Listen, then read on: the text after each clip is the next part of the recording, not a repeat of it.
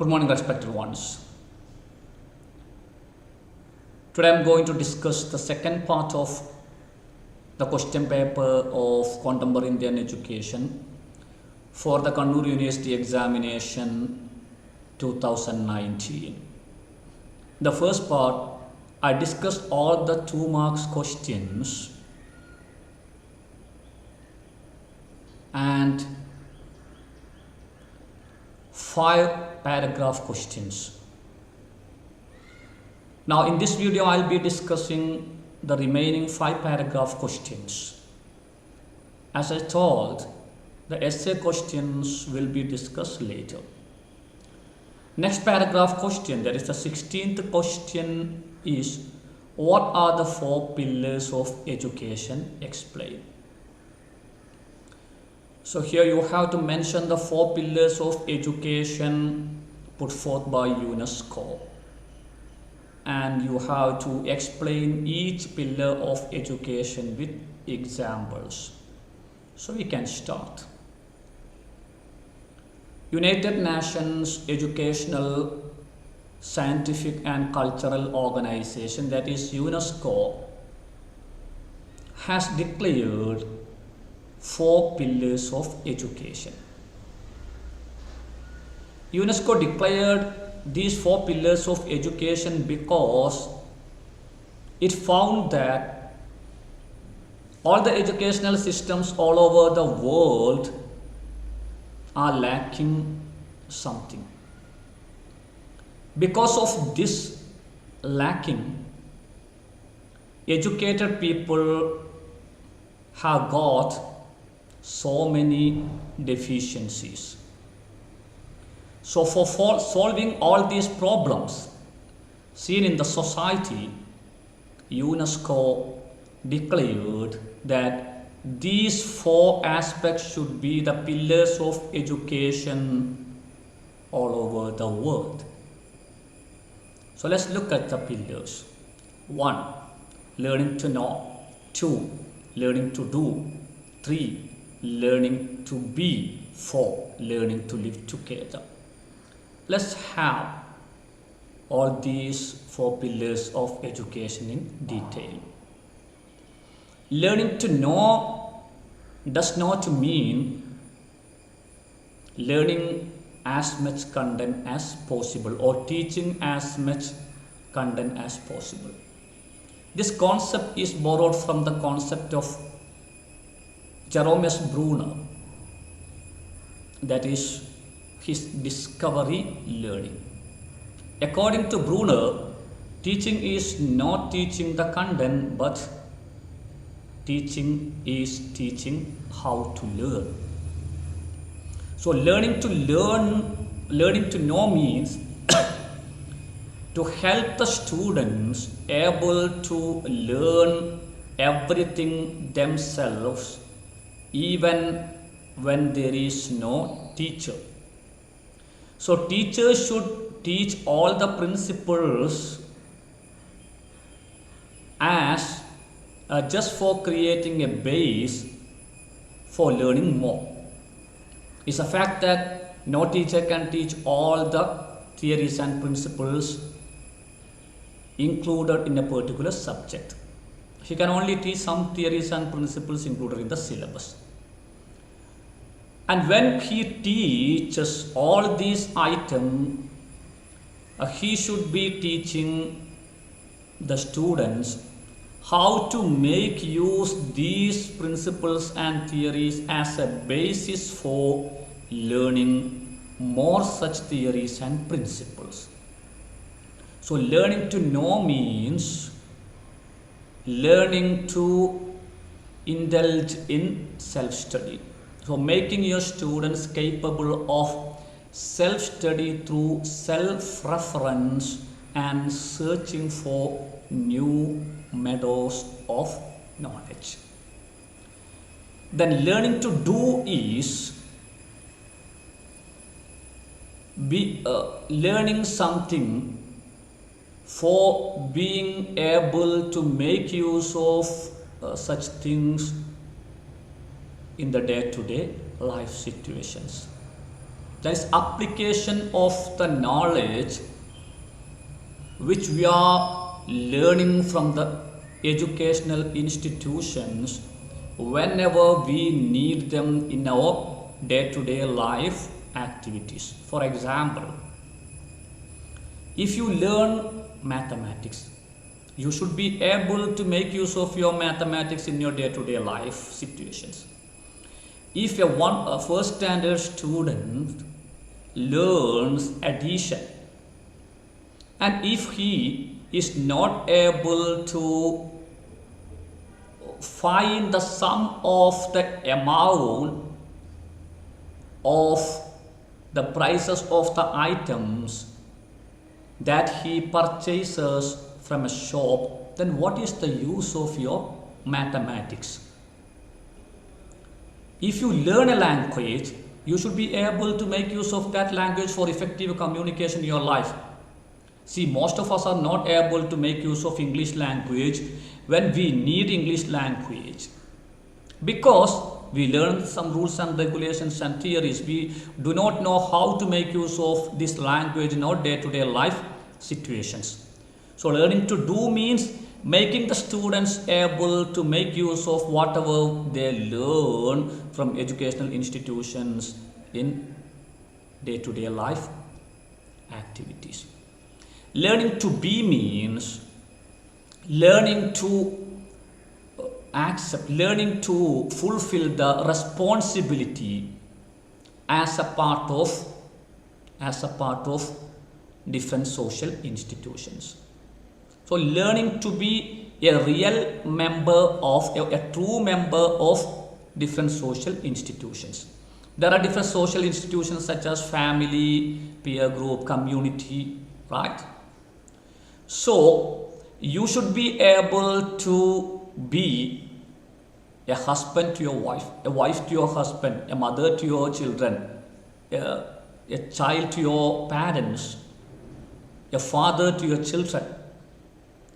UNESCO has found that most of the people are not bothered about their responsibilities as a part of different social institutions because they are in a hurry to fulfill their professional objectives. And because of this tendency, families are broken now. Children are not getting any love from their parents. And you can see different news in different dailies and broadcasting media that teenagers are becoming violent and they are not hesitating to kill their own peers by making use of some AK-47 guns. So you can see value crisis. So according to UNESCO, whenever you are giving education to your children, you should teach them that profession should come second, and the first thing, the most important thing is their role as a member of different social institutions. And the fourth one is learning to live together, and this is borrowed from world famous Indian educationist Jiddu Krishnamurti.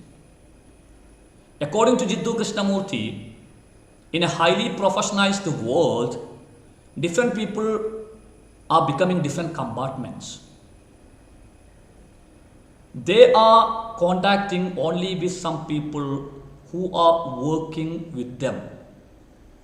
So there is no mutual understanding, there is no mutual respect, there is no living together. And he advocated that humanities subjects should be taught even with science subjects. So according to UNESCO, now we are living in a multicultural society. So we should know how to live together with others, by adjusting with others, by keeping some humanitarian values, some social values. And when we look at educated people, they are not bothered about others. They have become indifferent. So to make individuals bothered about others, to make them keep some human values and social values, according to UNESCO, we have to teach our students, our children, till the very beginning of their education, how to live together with others. So this is the paragraph you can write there. And the next question, that is the question number 17. Critically examine the pedagogic shifts across the world. So there is a pedagogic shift. Pedagogy is teaching science. Methodologies which we use for teaching.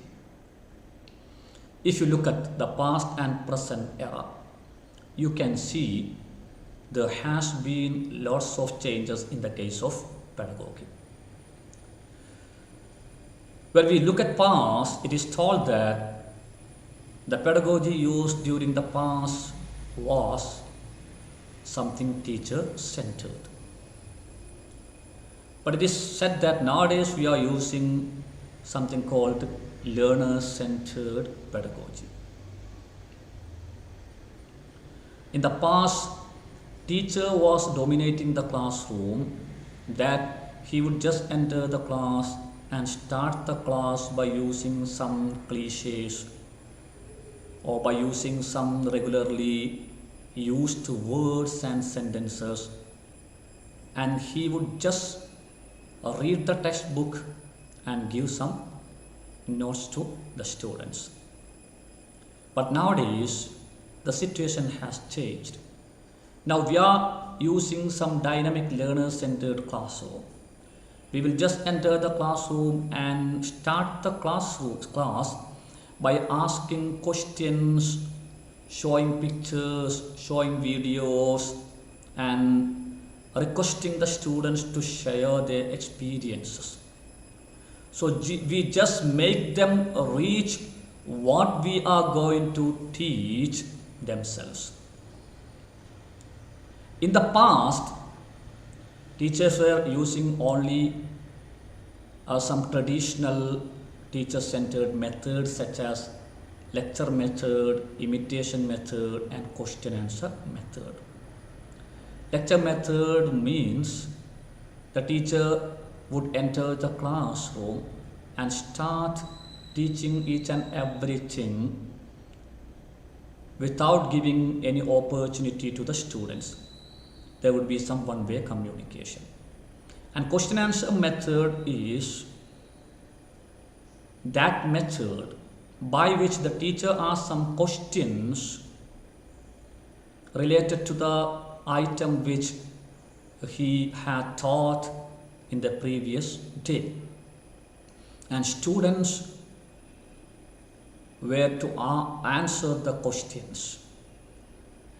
An imitation method was a method that students were requested to follow the behavioral patterns of the teacher. So the behaviorist concept. But nowadays we are using different methods such as discussion method, debate, brainstorming method, activity, project, and so and so. All these methods are considered learner-centered methods because learners have to collect information. Learners have to think and express their views. According to Polo theory, in the past or in the traditional formal classroom, learners were forced to keep culture of silence. He told that learners were considered as empty bank accounts and teachers were supposed to deposit all the knowledge pieces and information into that empty bank account. Because of this tendency was ridiculed by Paulo Freire's banking concept of education. And according to this banking concept of education, children were not getting any opportunity for expressing their views. And because of this culture of silence, according to Paulo Freire, they were oppressed. So he introduced a new pedagogy of these oppressed people, students, and he called it critical pedagogy. According to Paulo Freire, you have to consider your children as grown-up people, and you should present some contemporary issues before them to let them think about these contemporary issues and offer some solutions. This pedagogy is known as critical pedagogy as well as problem posing education, because teachers had to present some problems before the students, and students have to think critically about these problems. And on the basis of this critical pedagogy, nowadays we are using issue-based curriculum or issue-based pedagogy.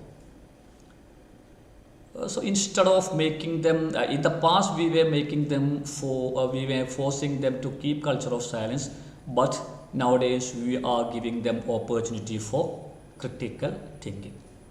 In the past we were making use of some traditional evaluation process. We were testing how much the students had got by using some written exams at the end during some particular point of time, and we were only testing their intelligence. But nowadays we are using continuous comprehensive evaluation,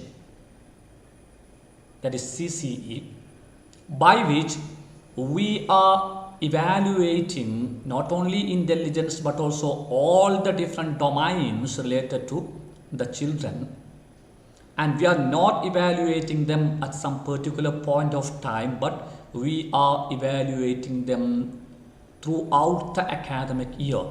That is, evaluation is a continuous and comprehensive process. In the past, we were using exclusive classrooms for teaching languages, in which we were teaching them rules and regulations of the language. But nowadays we are using language across curriculum, by which we are teaching the language in language classrooms as well as other subject classrooms by using functional learning methodologies. So you can write all these things as a part of this paragraph. Next question, 18th question. Briefly evaluate NPE 1986, New Policy on Education of 1986. This is a paragraph, so you have to include all the things in one paragraph. So let's start. In 1964, the commission under the chairmanship of Dr. S. Kothari was assigned the duty of submitting a report on education. And the commission submitted the report in 1966. And in 1968, the then Indira Gandhi government declared a national policy on education. But it was not that much effective. Hence, in 1986, the then Rajiv Gandhi government declared a more comprehensive and multi-sided educational policy. and it was known as New Policy on Education, and still it is known as New Policy on Education of 1986. So, or you can tell it National Educational Policy of 1986. This policy has been considered, this policy is still considered as one of the milestones in the history of education in India. It put forth so many new concepts. Operation Blackboard was one of the declarations in that policy. It was a scheme which was supposed to be implemented as early as possible in the field of primary education. It told that all the facilities would be given to primary educational systems, such as at least 2 big classrooms, at least 1 lady teacher, and more separate toilets for girl children. It was just for attracting the parents of the children, so that to make all the children enroll in the educational institutions. Navodaya schools, the concept of Navodaya schools was another declaration of the policy. Navodaya schools were intended to provide better educational opportunities for the gifted children who were living at the rural areas. It was found that the gifted children of the rural areas were not getting such a better education which were being provided to the normal students at urban areas. Navodaya schools are also called pace-setting schools because it was intended for giving education to gifted children by coping with their pace of learning. It was intended for giving education to gifted children by conducting an entrance examination after 5th standard and providing them each and everything free of cost.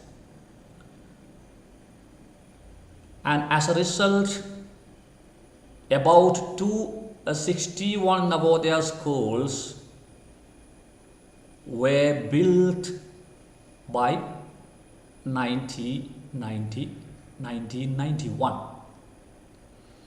Another significant declaration of the 1986 educational policy was adult education. When we got independence, most of the youngsters, most of the people between 18 and 35 years were uneducated. And educationists and national leaders thought that this imbalance in the case of education would affect the national development.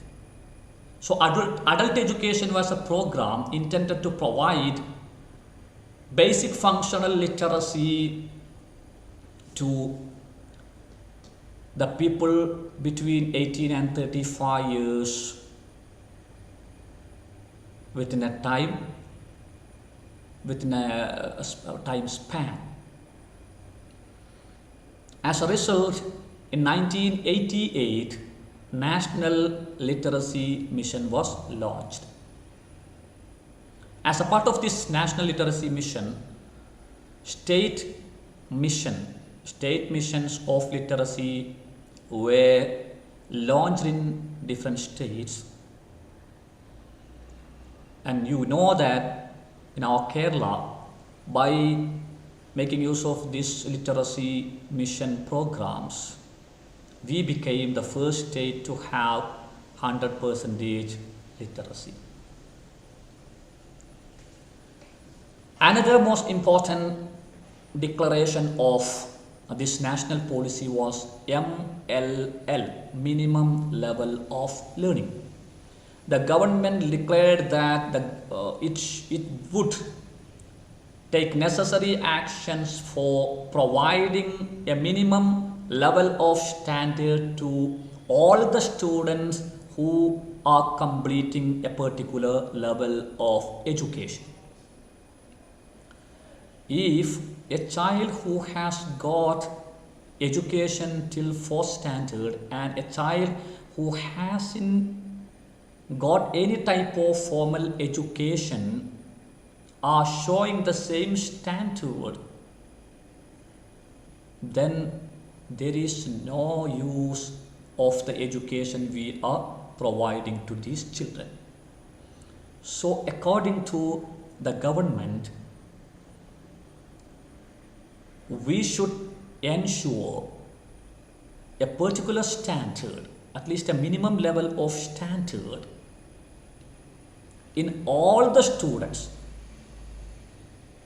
who get a particular level of education, though some of them fail in the examination.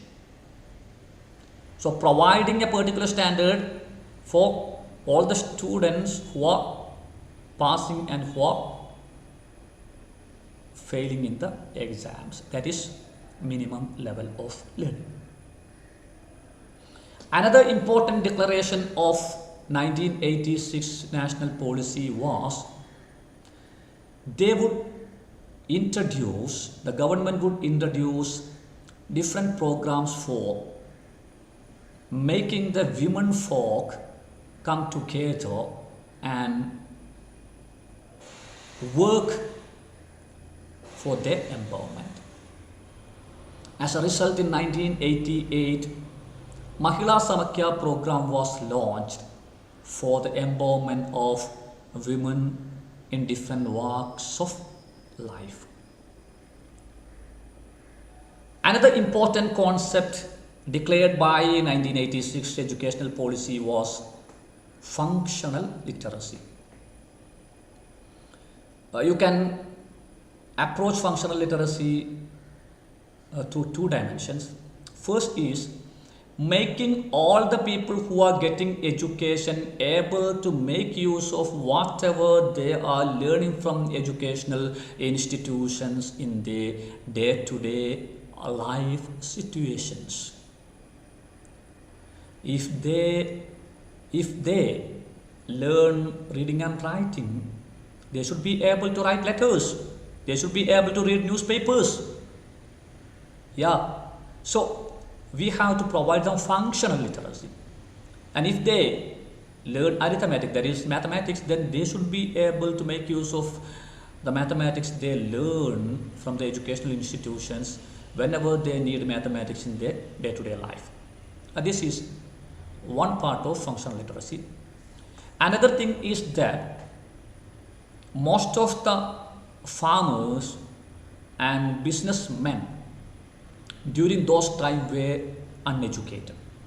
So they were not using any modern mechanisms and ways of farming and industry. So by providing them how to use modern machines and modern techniques in their farming and industries, government thought that they could produce more within a less span of time. So this functional literacy also was something novel in the field of education. They also declared that jobs will be dealing from degrees. So you can look at this one again by using two dimensions. One is that without degree, if you get some other professional education, you can join job. Another thing is that only by completing degree, you will not be allowed to join a job. but you have to get some other training too, because without training you cannot do, or you cannot join a job, and you cannot do your duties, or you cannot indulge in the active professional activities in effectively and usefully. So all these things you can mention, then you can add more points if you can. This is the paragraph, briefly evaluate NPE of 1986. The next paragraph question, that is 19th question. What is three-language formula? What are the constitutional provisions of medium of instruction? Three-language formula is a formula recommended by different commissions in India after independence. In 1952, Mudaliar Commission introduced the concept of three-language formula. The commission recommended that each and every child should learn 3 languages by the time he or she completes elementary education. The commission suggested that mother tongue should be introduced at the very beginning of the education, and later English and Hindi can be started being taught. And Mudaliar Commission modified this three-language formula because of some demerits of the formula. If three-language formula was implemented just as Mudaliar Commission had recommended, people whose mother tongue was a Hindi could not learn 3 languages, because they would learn Hindi as their mother tongue and later they would learn only English. Hence, Kothari Commission recommended that people of Hindi speaking states can learn Hindi as their mother tongue and later English and any other modern Indian language. At the same time, people who are coming from non-Hindi speaking states can learn their mother tongue first and later Hindi and English. And this is called three-language formula. And there are different constitutional provisions of medium of instruction. During the Vedic period, they were using Sanskrit as the medium of instruction, while during the Buddhist period, they were using Pali as the medium of instruction. During the Islamic period, Arabic, Urdu, and Sanskrit were the media of instruction. And after the arrival of Britishers, they gave more importance to English language. But when we got independence, the constitution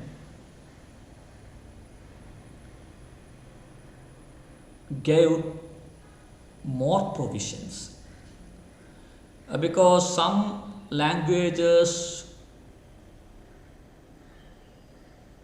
are spoken by some minority groups or only a few people. Then Indian Constitution declared an article called Article 350A.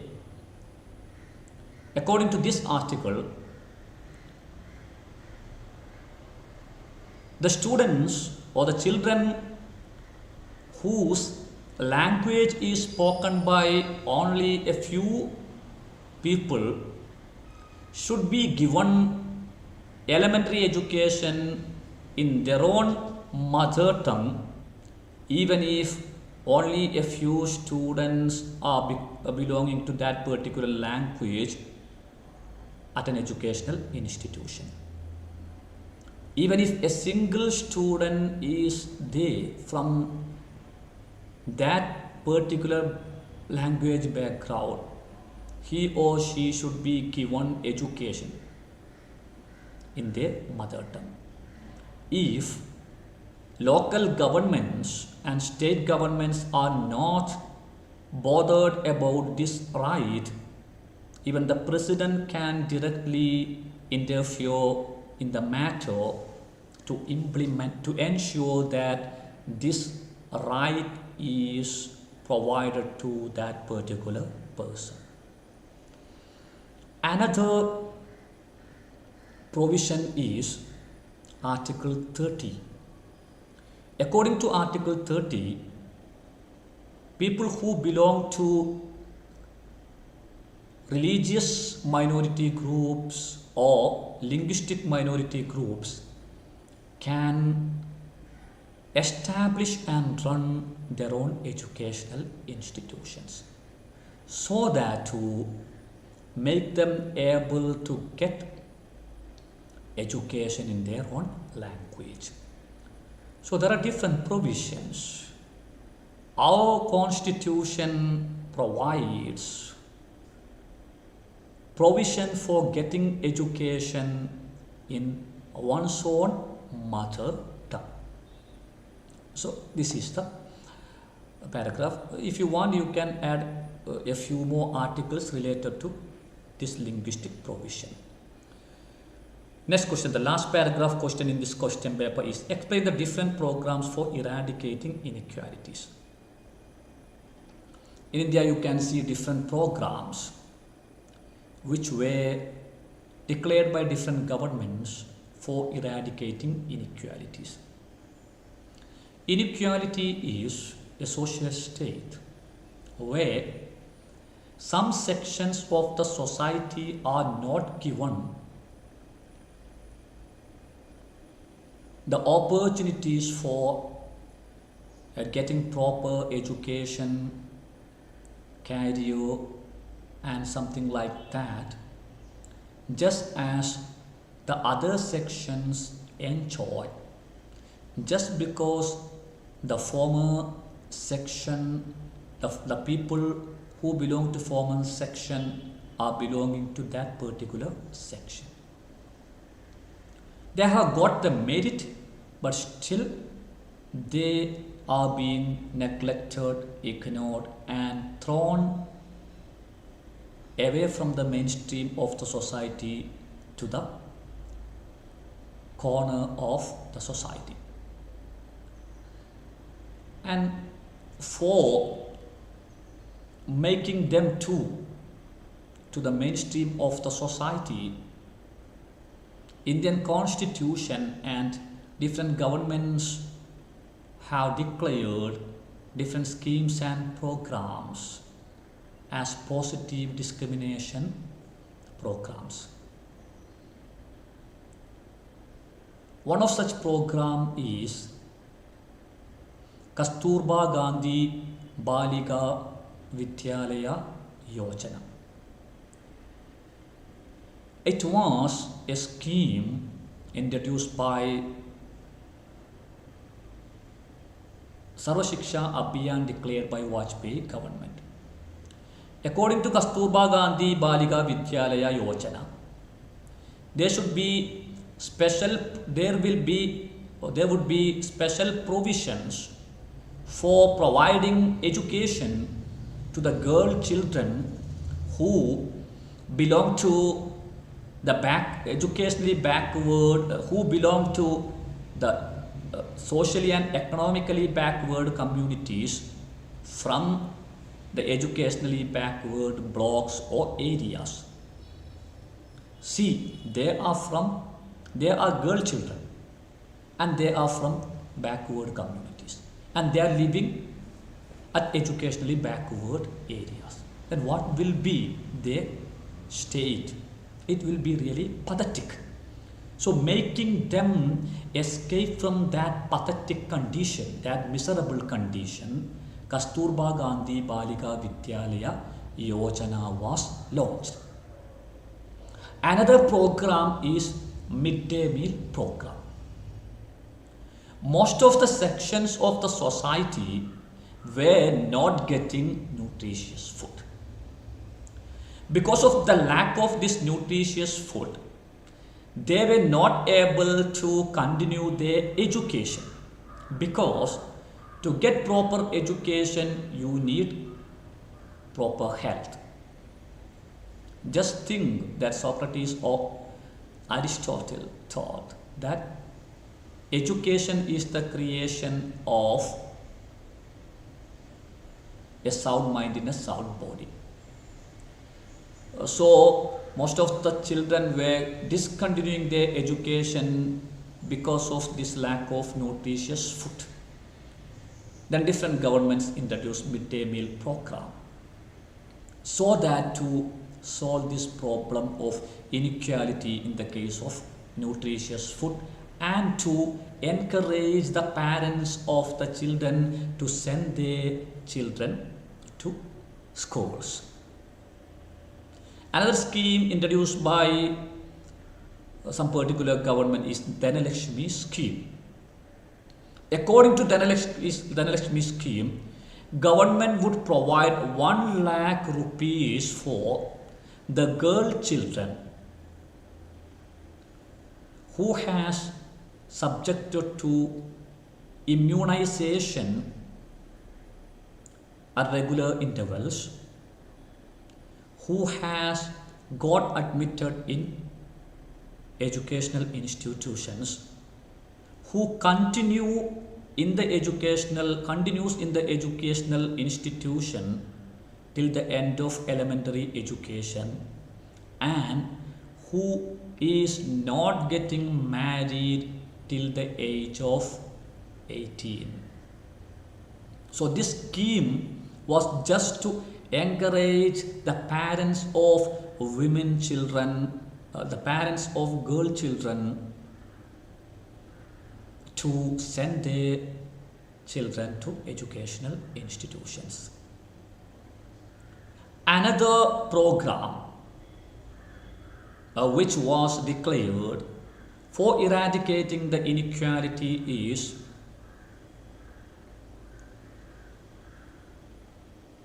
that employment program, national employment guarantee program, national employment guarantee scheme. Now it is known as Mahatma Gandhi National Employment Guarantee Scheme.